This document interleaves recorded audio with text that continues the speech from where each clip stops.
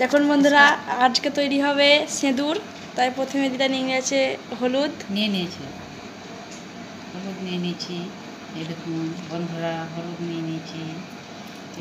চুনের জল দেবো, এরকম চুনের জল এটা দিয়ে দিচ্ছে। চুনের জল দেবো, চুনের জলটা এটি ভালোভাবে মাখে নেবে।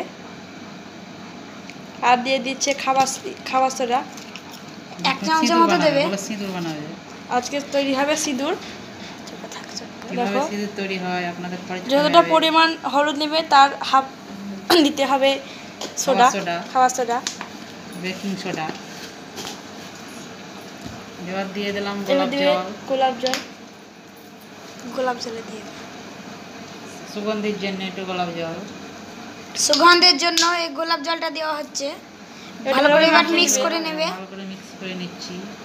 দেখুন একজনের ব্লু কন্টিনিউ ব্লু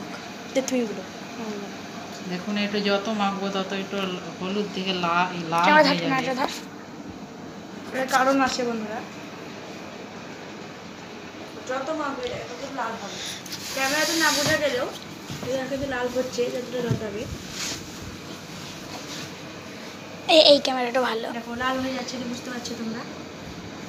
এখানে গাইস ভালো করে দেখে নেন। এই ভাই আর একটু গোলাপ জামুন দিয়ে দিচ্ছে গন্ধ ছাড়ানোর জন্য। রোদে দিতে যাচ্ছি বাট আমরা বন্ধুরা দেখুন, এটা রোদ যাচ্ছি, খানিক মিনিট দিতে হবে।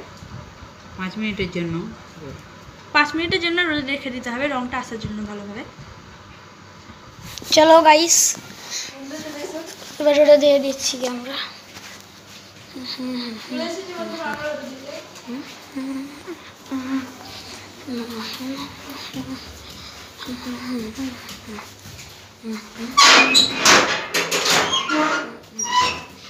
বন্ধুরা দেখো, এই সুন্দর রোদে আমি এটাকে মিলে দিয়ে দেবো।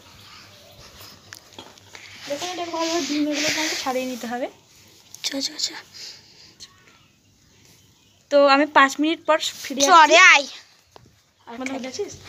না চলো তোমরা 5 মিনিট পর তো চলে এসেছি। 5 মিনিট পর দেখতেই পাচ্ছেন কত সুন্দর হয়ে গেছে, লাল লাল।